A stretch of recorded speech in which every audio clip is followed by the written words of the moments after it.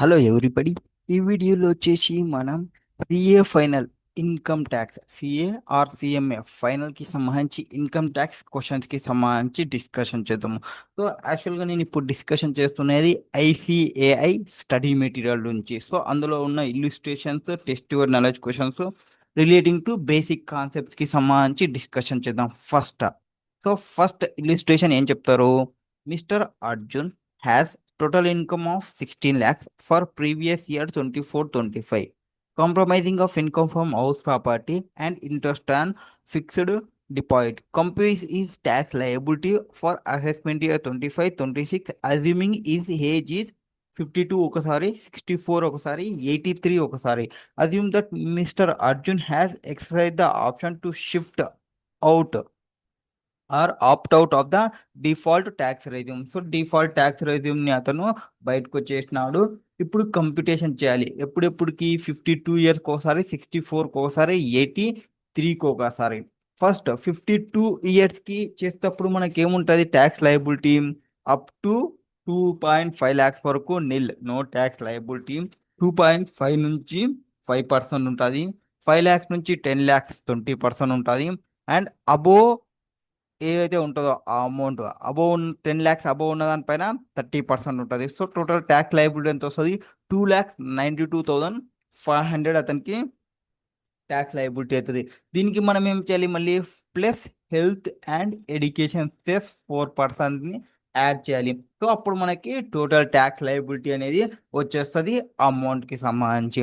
Next 52 తర్వాత 64 years. 64 ఇయర్స్కి ఏం చేంజ్ వస్తుంది అంటే the person became senior citizen. ఏమవుతాడు? Senior citizen. సో ఇక్కడ 2,50,000 తీసుకుంటాము బేసిక్ ఎగ్జామ్షన్ లిమిట్ అనేది.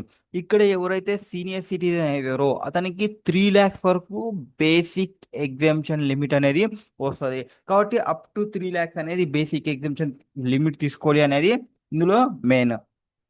నెక్స్ట్ రిమైనింగ్ అంతా సేమ్ అప్ టు 3 lakhs వరకు తీసుకున్న తర్వాత 3 to 5 lakhs 5%, and 5 lakhs to 10 lakhs 20%, and దాని తర్వాత రిమైనింగ్ 10 lakhs అబోవ్ ఎంతైతే ఉంటుందో దానిపైన 30% వేసుకుంటే మీకు ట్యాక్స్ అమౌంట్ వస్తుంది.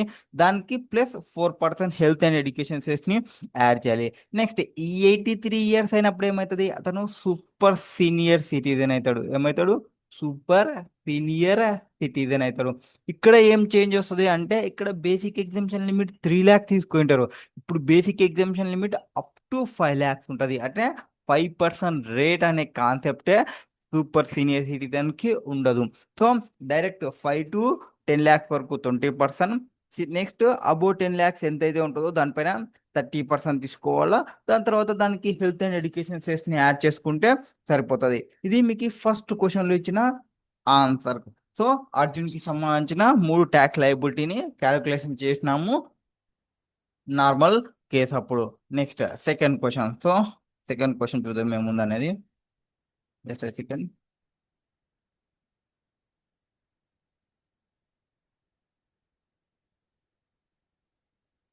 ఐ థింక్ మార్జినల్ రిలీఫ్ గురించి వస్తుంది అనుకుంటా. Yes. Compute the tax liability of Mr Arpit aged 42 years, having total income of 51 lakhs. ఎంత వచ్చింది? 51 lakhs. ఇక్కడ 50 ప్లస్ 1 lakh అనుకోవచ్చు.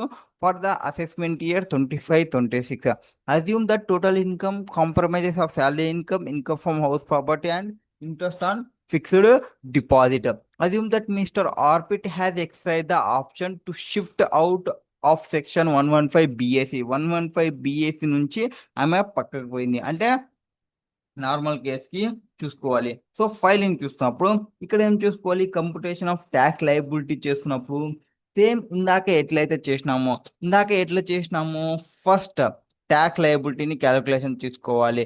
ఎంతో నార్మల్ పర్సన్ కాబట్టి 2,50,000 నుంచి 5 lakhs వరకు 5%, 5 lakhs నుంచి 10 lakhs వరకు 20%, 10 lakhs అబోవ్ ఉంటే 30%. దానికి హెల్త్ అండ్ ఎడ్యుకేషన్ చేస్తే యాడ్ చేస్తుంటే బట్ వెయిట్, ఇక్కడ మనకి ఎప్పుడైతే మన యొక్క ఇన్కమ్ అనేది 50 lakhs అబోవ్ వస్తుందో అప్పుడు మనము సర్చార్జ్ అనే కాన్సెప్ట్ వస్తుంది. సో సర్చార్జ్ని యాడ్ చేయాలి 10%. సో 10% సర్చార్జ్ ని యాడ్ చేయాలి ఎప్పుడు 50 lakhs అబవ్ పోయినప్పుడు. ఎందుకు వీళ్ళు పర్సన్స్ వాళ్ళ యొక్క ఇన్కమ్ 50 lakhs అబవ్ పోయింది కాబట్టి సర్చార్జ్ కాన్సెప్ట్ అనేది ఇంక్లూడ్ అవుతుంది. సో ఈ సర్చార్జ్ అనేది ఏ దానిపైన వేస్తుంది, ట్యాక్స్ అమౌంట్ పైన 10% వేసుకోవాలి. అప్పుడు మీకు ఎంత వస్తుంది ట్యాక్స్? 14,76,750. లేదు, బిలో 50 అంటే అప్ టు 50 lakhs వరకే మీ ఇన్కమ్ ఉంటే సర్చార్జ్ అనేది అప్లికబుల్ కాదు. సర్చార్జ్ ఎప్పుడు అప్లికబుల్ అవుతుంది? అబో 50 lakhs ఉంటే. సో 50 lakhs ఉన్నప్పుడు మనకి ట్యాక్స్ ఏమొస్తుంది?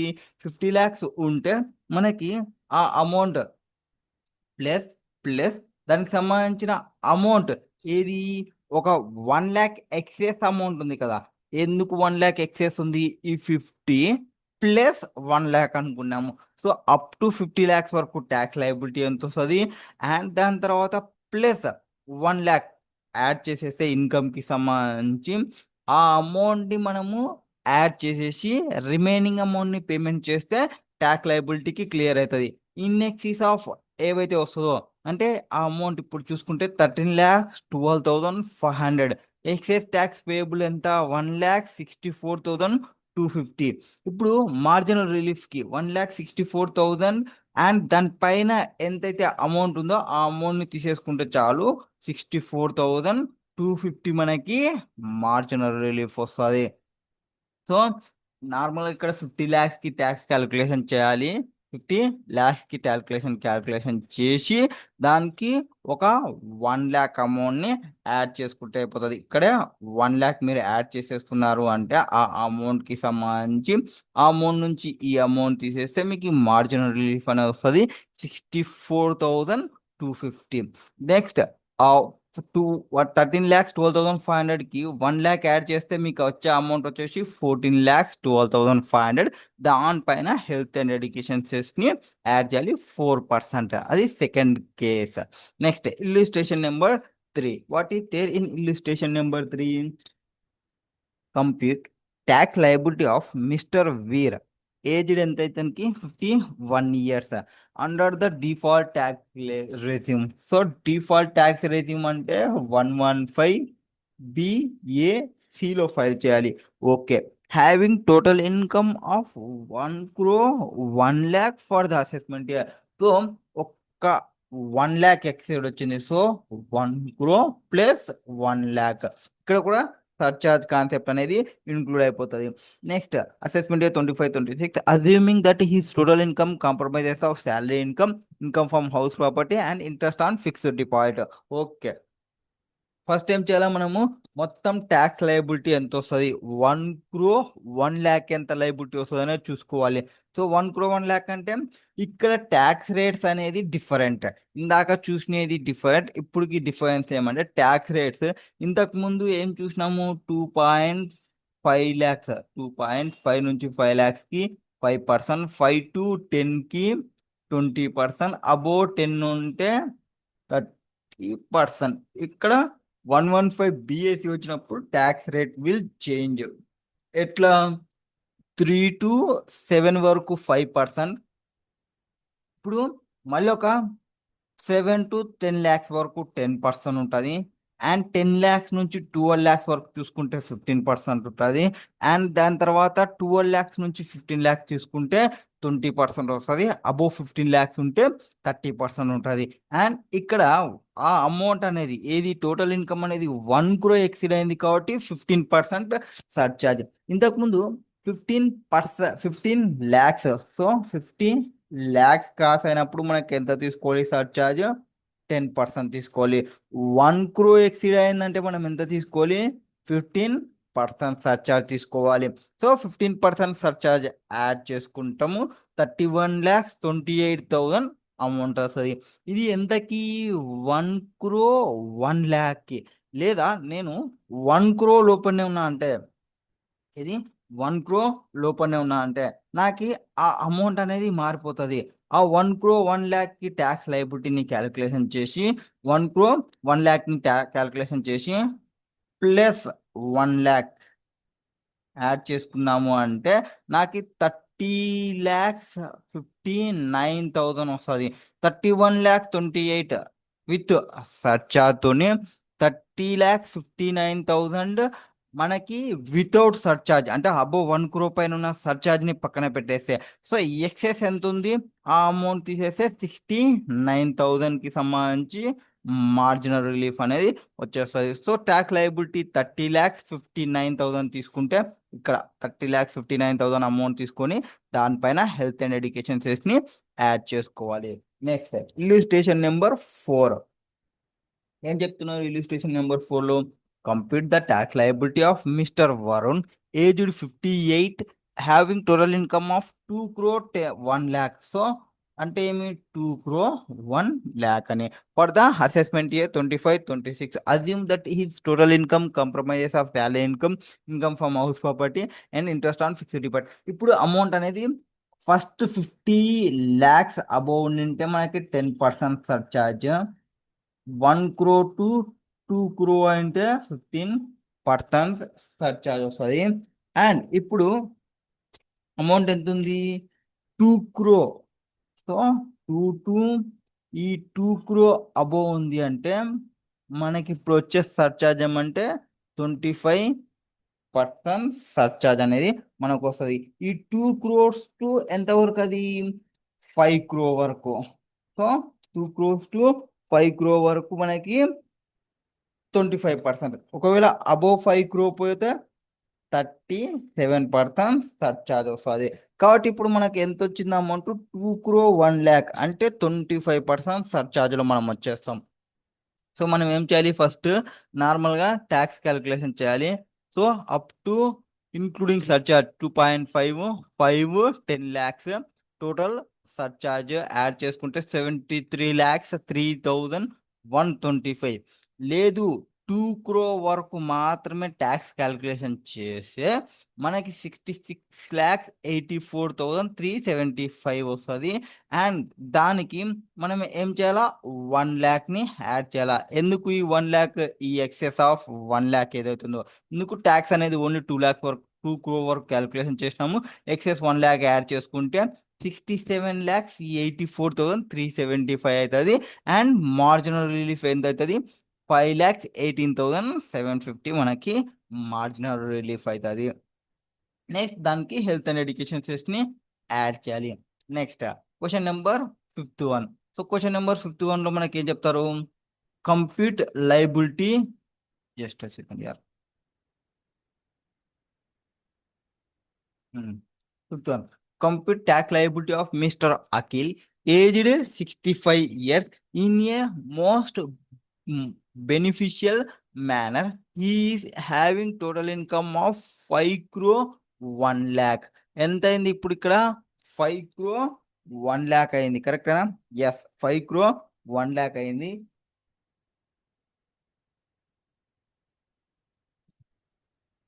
5 crore 1 lakh for the assessment year.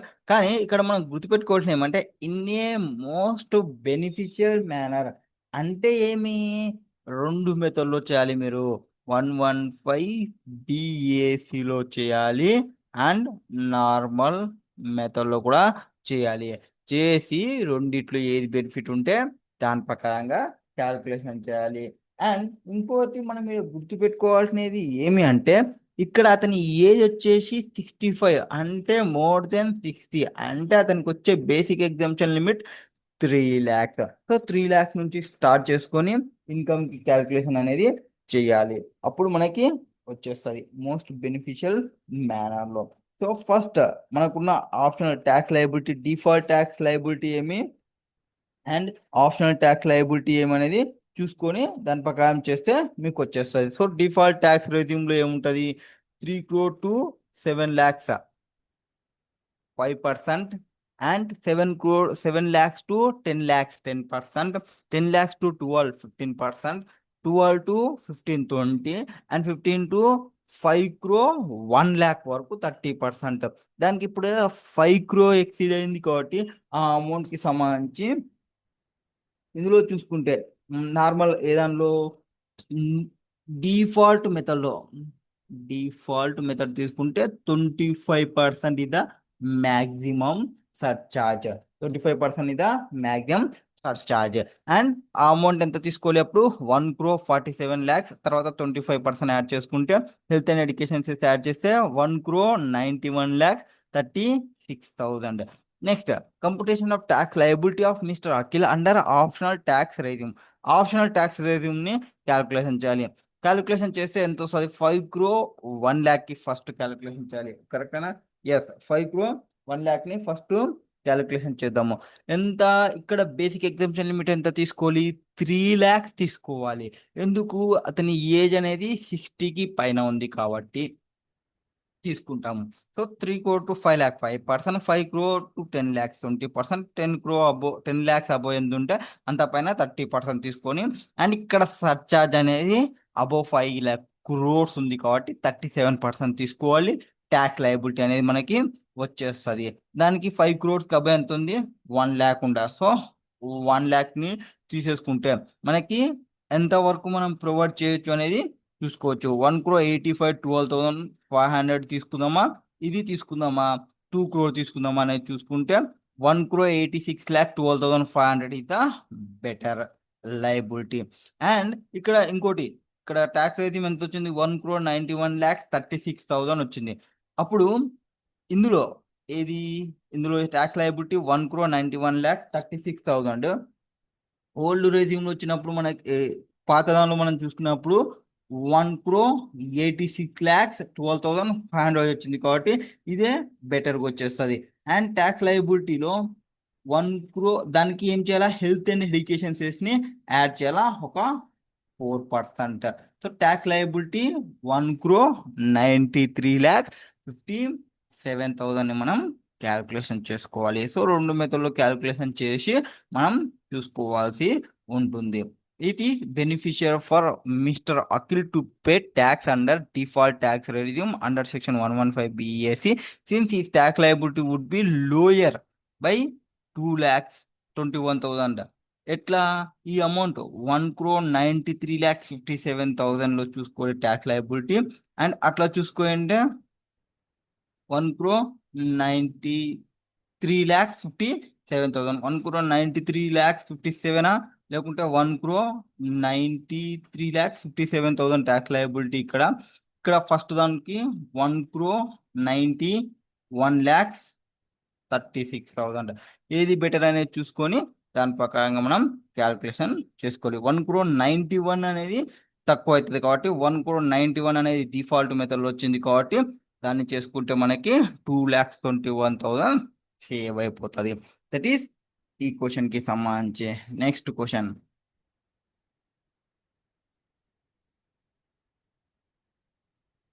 Next వచ్చేసి క్వశ్చన్ నెంబర్ 61. సో ఏముంది క్వశ్చన్ నెంబర్ 61లో? Compute the marginal relief available to X limited. ఇక్కడ కంపెనీస్ ఇన్వాల్వ్ అయినా చూడండి. అండ్ ఎక్స్ లిమిటెడ్ కూడా domestic company. Assuming that total income of X limited is 1,01,00,000. ఎంత ఉంది ఇక్కడ? 1,01,00,000. ఇది కంపెనీ కాబట్టి అండ్ డొమెస్టిక్ కంపెనీ కాబట్టి 1 crore ఎక్సీడ్ అయిందంటే అమౌంట్ 7% అనేది సర్చార్జ్ క్యాలిక్యులేషన్ చేయాలి. సో 1 crore ఎక్సీడ్ అయితే 7%, 10 lakhs 1 crore to 10 crore వరకు 7%, 10 crore అబోవ్ ఉంటే 12% సర్చార్జ్ మనం క్యాలిక్యులేషన్ చేయాల్సి వస్తుంది. ఇక్కడ 1 crore మాత్రమే ఎక్సీడ్ అయింది కాబట్టి 10%, సారీ 7% సర్చార్జ్ క్యాలిక్యులేషన్ చేస్తే చాలు. And does not include any income in the nature of capital gain assume that the company has not exercise under the section 115 BAA or 115 BAB. So gross receipts of X limited for the previous year 22-23 is 402. Already 400 ని Exide అయిపోయింది. 400 ని Exide అయింది కాబట్టి దీనికి normal concession rate అనేది రాదు. So ఇప్పుడు చూసుకుంటే ఫస్ట్ ట్యాక్స్ లయబిలిటీ క్యాలిక్యులేషన్ చేయాలి. అండ్ టోటల్ ఇన్కమ్ ఆఫ్ 1,01,00,000 పైన ఎట్లా 30% నార్మల్గా ట్యాక్స్ రేట్ ఉంటుంది కాబట్టి నార్మల్ ట్యాక్స్ రేట్ని తీసుకోవాలి. ప్లస్ 7% సర్చార్జ్ ఉంది కదా, అది కూడా యాక్టివేట్ చేసుకొని మనం క్యాలిక్యులేషన్ చేయాలి. సో ఇన్క్లూడింగ్ చేసేసుకుంటే మనం ట్యాక్స్ లయబిలిటీ ఎంత వస్తుంది మనకి? 32,42,100 అనేది వస్తుంది. ఇక్కడ ఈ ట్యాక్స్ మామూలుగా 1 crore పైన క్యాలిక్యులేషన్ చేసింటే సర్చార్జ్ పంచాయతీ అనేది ఉండకుంటుండే. Only direct tax amount 30 lakhs వస్తుండే, ప్లస్ ఆ ఎక్సెస్ 1 lakh ఏదైతే ఉందో అది యాడ్ చేసేస్తుంటిమి, ఆ అమౌంట్ని ఇచ్చేస్తుంటిమి. అప్పుడు మనకి 31 lakhs మాత్రమే ఉంటుండే. బికాస్ ఆఫ్ 1 lakh వల్ల 32,42,000 పే చేయాల్సి వస్తుంది. దీనికి అమౌంట్ని డిఫరెన్స్ చూసుకుంటే 1,42,100 అనేది మనకి మార్జినల్ రిలీఫ్ అనేది వస్తుంది.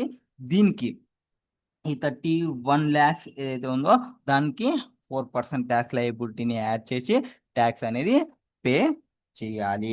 వాటికి సంబంధించి అమౌంట్కి సంబంధించి 32,24,000 అనేది ట్యాక్స్ లయబిలిటీ వస్తుంది. ఇక్కడ మనం గుర్తుపెట్టుకోవాల్సినది ఏమి, సర్చార్జ్ 7%. ఎప్పుడు 1 crore to 10 crore ఉన్నప్పుడు, అండ్ అబౌట్ 10 crore పోతే 12% సర్చార్జ్. సో దానికి సంబంధించి కూడా కింద క్వశ్చన్ ఉంది, చూద్దాం. So compute the marginal relief available to Y Limited. Y Limited ఉంది, and అదొక domestic company. Assuming the total income of Y Limited for assessment year 25-26 is 10 crore 1 lakh. 10 crore exceed అయింది కాబట్టి ఇక్కడ సర్చార్జ్ అనేది తీసుకోవాలి, 12% surcharge అనేది తీసుకోవాలి. Does not include any income in the nature of capital gains. And వాళ్ళు assume చేసుకున్నారు 115 BAA తీసుకోలే, 115 BAB తీసుకోలే, అండ్ 400 crores ని ఎక్సీడ్ అయింది కాబట్టి కన్సెషనల్ రేట్ అనేది రాదు. నెక్స్ట్ ద ట్యాక్స్ పేయబుల్ ఏం చేయాలి, ఫస్ట్ 10 crore 1 lakh పైన కంప్యూషన్ చేస్తే మనకి 12% సర్చార్జ్ కాబట్టి ఇక్కడ 30 + 12% తీసుకుంటే 3,36,33,600 ట్యాక్స్ లయబిలిటీ వస్తుంది. ఒకవేళ 10 crores పైన క్యాలిక్యులేషన్ చేస్తే 10 crores ఇంటూ 30% వాటికి సంబంధించిన అమౌంట్ చేసి ప్లస్ ట్యాక్స్ లయబిలిటీకి సంబంధించి 1 crore పైన ప్లస్ 1 crore యాడ్ చేసేస్తే అప్పుడు మనకు వచ్చే అమౌంట్ అనేది 3,21 lakhs మాత్రమే వస్తుండే టోటల్ ఇన్కమ్ కి సంబంధించి తీసుకుంటే. సో 30% యాడ్ చేసుకొని 1 lakh యాడ్ చేసేసుకుంటే వేరుగా ఉంటుండే. ఇప్పుడు ఇక్కడ ఓన్లీ మళ్ళీ 7%, ఇక్కడ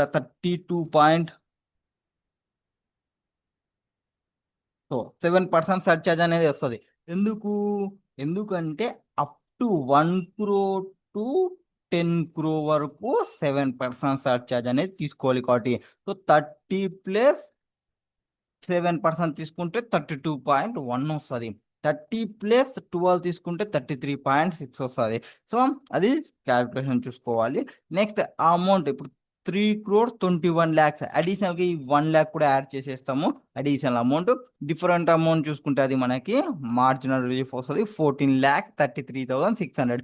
ఇదే నా ట్యాక్స్ లయబిలిటీ అంటే దీనికి నేనేం చేయాలా, plus health and education cess నేను యాడ్ చేసుకోవాలి. ఇది plus health and education cess ని యాడ్ చేసుకుంటే 4% నాకు ట్యాక్స్ లయబిలిటీ అనేది వచ్చేస్తుంది. దట్ ఈస్ కంపెనీస్ కి సంబంధించి, ఏది డొమెస్టిక్ కంపెనీస్ కి సంబంధించి డిస్కషన్ చేసినాము.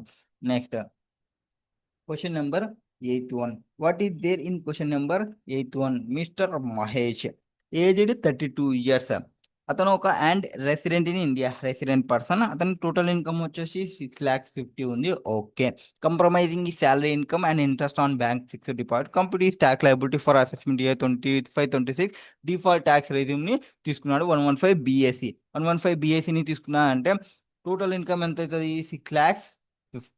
And tax at the rate of అంటే అప్ టు 3 lakhs వరకు ఏముండదు కాబట్టి 6.5 నుంచి 3 తీసేస్తే 3.5 ఉంటుంది.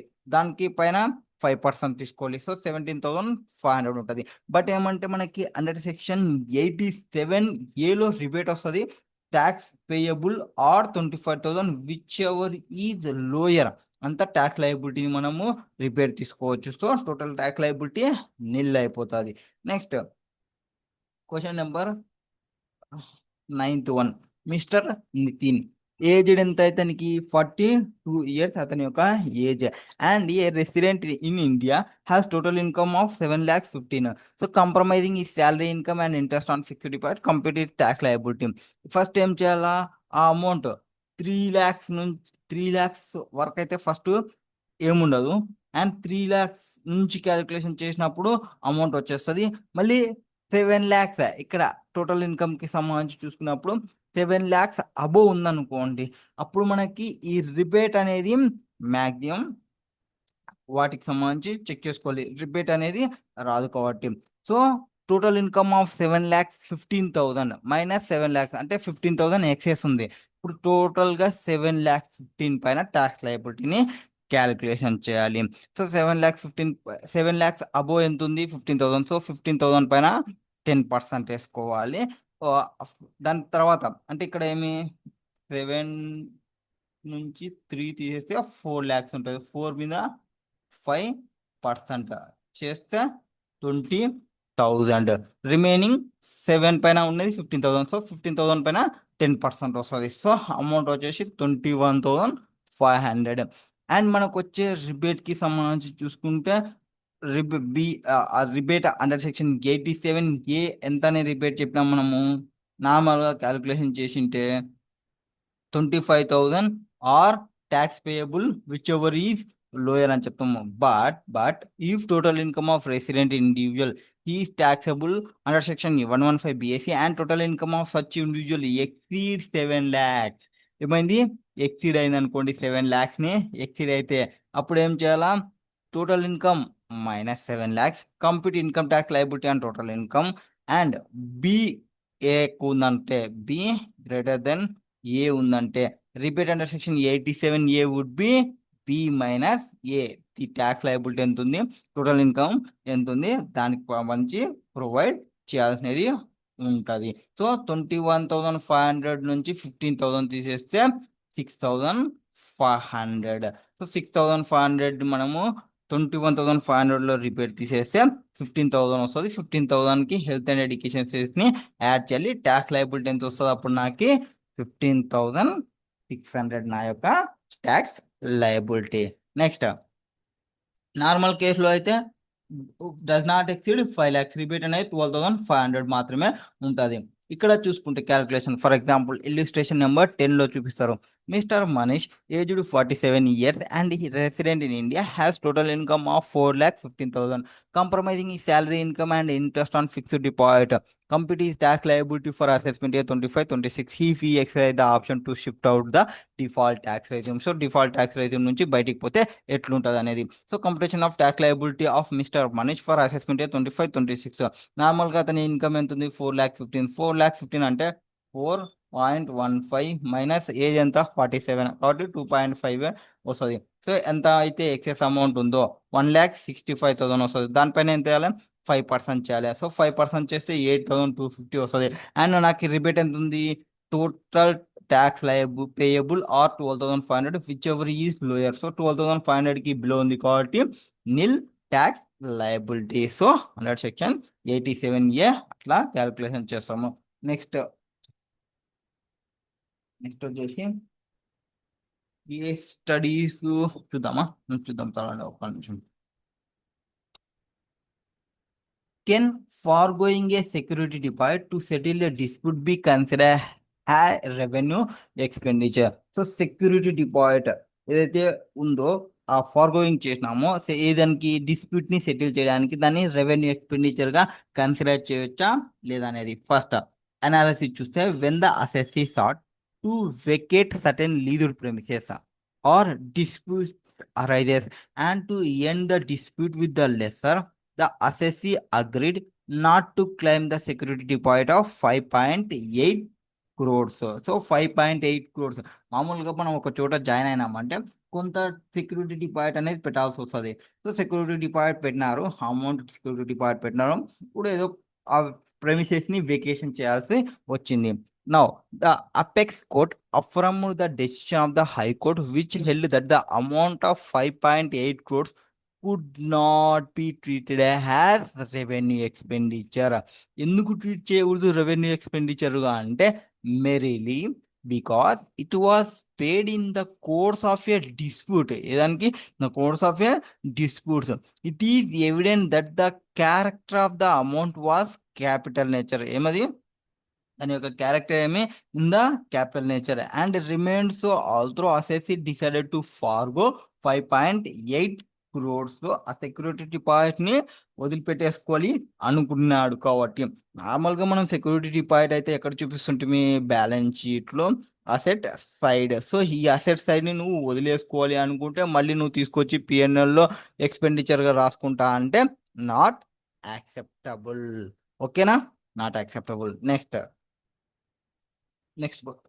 నెక్స్ట్ కేసు వచ్చేసి when the nature of liquidated damages received by a company from the supplier of plant for failure to supply machinery to the company within stipulated time. So ఏం చేస్తున్నాము, ఒక కంపెనీ సప్లై చేయాల్సినది ఉంది plant and machinery, but చేయలేదు, liquidated damage ని receive చేసుకుంది. అది capital రిసీటా ఆర్ రెవెన్యూ రిసీట్ అనేది question. First, the damages are directly and intimately linked with the procurement of a capital asset. కరెక్టేనా, ఒక క్యాపిటల్ అసెట్ కి సంబంధించిన amount, that is the cement plant, which lead to delay in coming in to existence of the profit making అపారాటస్. It was not a receipt in the course of profit earning process. ఇది normal course of business అనేది కాదు. So therefore the amount received by the assets towards compensation for sterilization of profit earning source is not in the ordinary course of business. So ఇది capital receipt అవుతుంది in the hands of అసెస్సీలో. Next issue, whether technical fee paid under a technical collaboration agreement. So అక్కడ ఏముంది, ఒక technical agreement ఉంది. ఏం agreement? For setting up a joint venture in India is to be treated has revenue or capital expenditure, where upon termination of agreement the joint venture would come to and end. So వాళ్ళు technical fee pay చేస్తున్నారు ఎందుకోసము, ఒక joint venture కంపెనీని setup చేయడానికి కోసం. And ఆ expenditure ఏదైతే ఉందో రెవెన్యూనా క్యాపిటల్ ఎక్స్పెండిచర్ అని వాళ్ళు అడిగే క్వశ్చన్. సో టెక్నికల్ ఫీజ్ అనేది నార్మల్ ఒక బిజినెస్ కోసమే కాబట్టి నార్మల్ గా క్యాపిటల్ నేచరే, బట్ ఎక్స్ప్లెనేషన్ ఎట్లుండో చూద్దాం. First, if a limited right, ఏముంది, if limited right to use the technical know how is obtained for a limited period for improving existing business. Existing business ని improve చేసుకోవడానికి కన్నా తీసుకుంటే అదే రెవెన్యూ నేచర్. కరెక్టేనా, ఉన్న బిజినెస్ ని బాగా చూసుకోవాలనుకుంటే రెవెన్యూ నేచర్, ఉన్నదాన్ని ఇంకా ఎక్స్పాన్షన్ కి పోవాలనుకుంటే క్యాపిటల్ నేచర్కి వస్తుంది. So the expenditure is revenue in nature. However if technical know how is obtained for setting up a new business, ఏమి ఇంకొక బిజినెస్ ని సెటప్ చేయడానికి పోతే the position May be different. So the very purpose of technical collaboration agreement in this case ఏదాని కోసం enter అవుతున్నారు వాళ్ళు, to set up a joint venture and the collaboration included not only transfer of technical information but complete assistance కావాలన్నాడు, actual fact and the spot for establishment of plant and machinery etcetera. So has to set up a manufacturing unit. So ఒక manufacturing unit ని set up చేయడం కోసం కాబట్టి, and termination అయినప్పుడు technical collaboration agreement the joint venture itself come to an end అన్నారు. కాబట్టి therefore in this case technical fee is in capital in nature. Since upon termination of technical collaboration agreement, joint venture itself would come to an end. అది case studies. Next, test your knowledge questions ని కూడా complete చేసేద్దాం. So test your knowledge questions లో ఏం చెప్తారు? First, mister Bhargav ఒక leading advocate on corporate లాకి decided to reduce his practice and to accept briefs only for paying his taxes and make choices with fee received on such briefs. So ఏమనుకుంటున్నాడు ఇతను, అతని యొక్క ప్రాక్టీస్ని తగ్గించేసి వచ్చే brief only for paying is tax and making choice fee receive చేసుకున్న వాటికి సంబంధించి. ఇన్ పర్టికులర్ కేసులో ఏం జరిగిందంటే, ఈ agree to appear to defend one company in the Supreme Court on the condition that he would be provided with 5 lakhs for public charitable trust that he would create. ఏమన్నాడు, ఒక కేసుని accept చేసినాడు, sir మీ కేసుని నేను తీసుకుంటాను, సుప్రీంకోర్టులో నేను మీ తరఫున నేను మాట్లాడతాను, బట్ మీరు నాకు 5 lakhs ఇవ్వాలి, 5 lakhs నాకు ఇవ్వకూడదు, 5 lakhs నేను క్రియేట్ చేసిన ఒక ట్రస్ట్ ఉంది, ఆ ట్రస్ట్ కి ట్రాన్స్ఫర్ చేయమన్నాడు. He defended the company and was paid by the sum by the company. So కంపెనీకి చెప్పినాడు, కంపెనీ యాక్సెప్ట్ చేసింది, కంపెనీ పే చేసింది 5 lakhs. ఎవరికి? పబ్లిక్ చారిటబుల్ ట్రస్ట్ కి, and he created a trust of that sum by executing a trust deed. Decide whether the amount received by mister Bhargav is assessable in his hand has income from profession. So income from profession లో వెయ్యాలా వెయ్యకూడదా అనేది question. Normal in the instant కేసులో first trust అనేది ఎవరు create చేసినాడు? భార్గవే create చేసినాడు himself. అతని యొక్క అవుట్ ఆఫ్ హిస్ అతని యొక్క ప్రొఫెషనల్ ఇన్కమ్స్ ని తీసుకొని అతను ట్రస్ట్ ని క్రియేషన్ చేసినాడు. అండ్ ఇక్కడ క్లయింట్ అనేవాడు ఎటువంటి ఆబ్లిగేషన్ అనేది చేయలేదు, అంటే does not impose any obligation in the nature of trust binding on Bhargav. So భార్గవ్కి సంబంధించి అతను, అండ్ దస్ ఇక్కడ no diversion of the money to the trust before it became professional income. ఎందుకు ఇక్కడ భార్గవ్ చెప్పకుంటే ఈ కంపెనీకి, ఎవరైతే కంపెనీ ఉన్నారో అసలు కంపెనీకి తెలియనే తెలియదు. అది ఫస్ట్ అతనికి ప్రొఫెషనల్ ఇన్కమ్ అయిన తర్వాత ఆ అమౌంట్ ని ట్రస్ట్ కి కంపెనీ ద్వారా వేయాలి అన్నాడు కాబట్టి వేస్తున్నారు. సో ఇన్ ద కేసులో ఆ ప్రొఫెషనల్ ఇన్కమ్ ని అప్లికేషన్ చేస్తున్నాడు, and not the diversion of income by overriding title. So ఇక్కడ overriding of title diversion అనేది లేదు, జస్ట్ అతని యొక్క వచ్చిన ప్రొఫెషనల్ ఇన్కమ్ ని అప్లికేషన్ చేస్తున్నాడు. దేర్ ఫోర్ ఏ అయితే అమౌంట్ ని రిసీవ్ చేసుకున్నాడో అది ట్యాక్సబుల్ కావాలి పీజీ బీపీలో అతని యొక్క ప్రొఫెషనల్ ఇన్కమ్ గా. Next second question, XYZ took over the running business of a sole proprietor by a sale deed. As per the sale deed, XYZ ఇక్కడ ఏమైంది, XYZ took over running business of sole proprietor by sale deed. So sale deed తోనే ఒక business ని తీసుకున్నాడు. Sale deed లో ఏం చెప్తున్నా అంటే undertook to pay overriding charges of 15,000 per annum to the wife of sole proprietor in addition to sale consideration. So sale consideration for example 1 crore కి నేను బిజినెస్ కొనుక్కుంటే ఇంకొకటి ఏమంటున్నా అంటే 15,000 పర్ యానం వాళ్ళ వైఫ్ కి పే చేయాలని additional గా రాసుకున్నారు. ద సేల్ డీడ్ అంటే ఇక్కడ అగ్రిమెంట్ అనేది వస్తుంది, ఇక్కడ ఏమొస్తుంది అగ్రిమెంట్ అనేది వస్తుంది. Next the sale deed also specifically mention that the amount was charged on the net profit of XYZ limited who had accepted that obligation as a condition of purchase of going concern.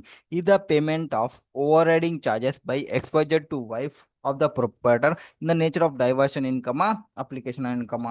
Simply clear గా మనకు కనిపిస్తుంది diversion చేస్తున్నారు అని. కరెక్ట్నా? Diversion చేస్తున్నారు. ఎట్లా first ఈ case అనేది తీసుకుంటే ఈ లైక్ ఒకటి ఏది అలహాబాద్ హైకోర్టులో తీసుకుంటారు. ఓవర్ రైడింగ్ చార్జెస్ ఏవైతే క్రియేట్ అయినావో, ఏ దానికి క్రియేట్ అయినవి in the favour of sole proprietor wife, అంటే అది ఇంటిగ్రల్ పార్ట్ అవుతుంది. ఏమవుతుంది అక్కడ ఇంటిగ్రల్ పార్ట్ అయింది ఎందులో ఈ సేల్ డీడ్ మాట్లాడేటప్పుడు బై ఈ ట్రాన్స్ఫర్ చేయాలి అని ఆబ్లిగేషన్ ఉంది కాబట్టి. సో ఆబ్లిగేషన్ అనేది అక్కడ క్లియర్ గా అటాచ్ చేసినారు సోర్స్ ఆఫ్ ఇన్కమ్ కి. సో అందులో సేల్ డీడ్ అనేది స్పెసిఫికల్గా మెన్షన్ చేసినారు అమౌంట్ ఎంత ఛార్జ్ చేయాలి, ఎంత లేదు, ఎంత యాక్సెప్ట్ చేయాలి, ఆబ్లిగేషన్ యాక్సెప్ట్ చేస్తేనే ఇస్తాం అనేది. సో ఇది క్లియర్ గా మనకి డైవర్షన్ ఆఫ్ ఇన్కమ్ అవుతుంది by and over riding charges, and not application of income కాదు. అతనికి ఇన్కమ్ రాకముందుకే రాసేసుకున్నారు అగ్రిమెంట్ ని. ఇన్కమ్ వచ్చిన తర్వాత దాన్ని షిఫ్ట్ చేయడానికి చూసుకుంటే ఫస్ట్ ప్రొఫెషనల్ ఇన్కమ్ అయితే ఇక్కడ వచ్చేస్తుంది, ఏది అప్లికేషన్ ఆఫ్ ఇన్కమ్ లేకి.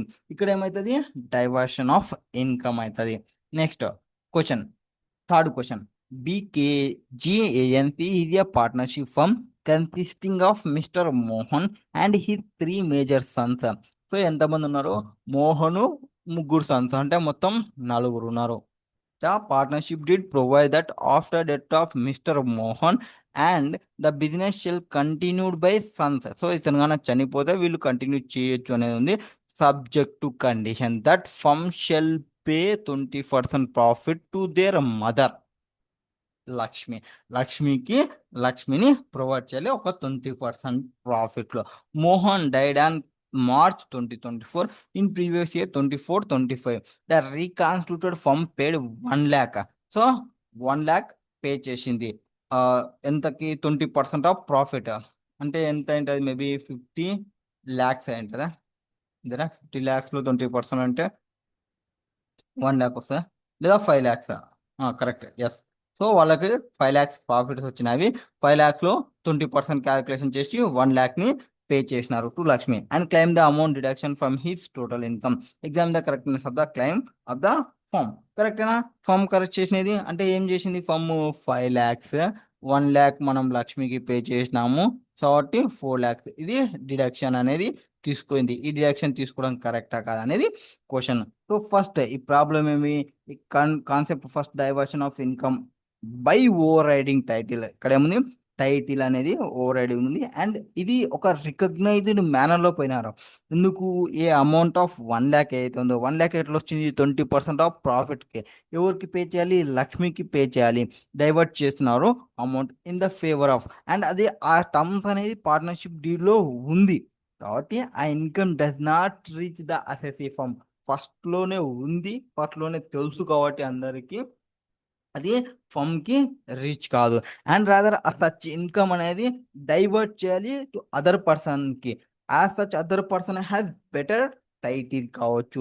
ఇక్కడ ఫమ్ అనేది మైట్ రిసీవ్ చేసుకోవచ్చు ఆ అమౌంట్ ని, బట్ ఇటు రిసీవ్ చేసుకున్నప్పటికీ ఆన్ బిహాఫ్ ఆఫ్ అసెసి ఎవరు? Lakshmi.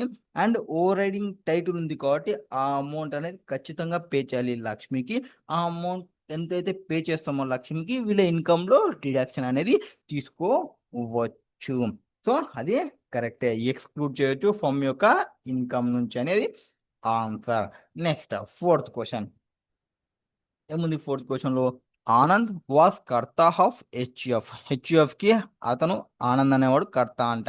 He died living behind his major son Prem, his widow, his grandmother and brothers wife.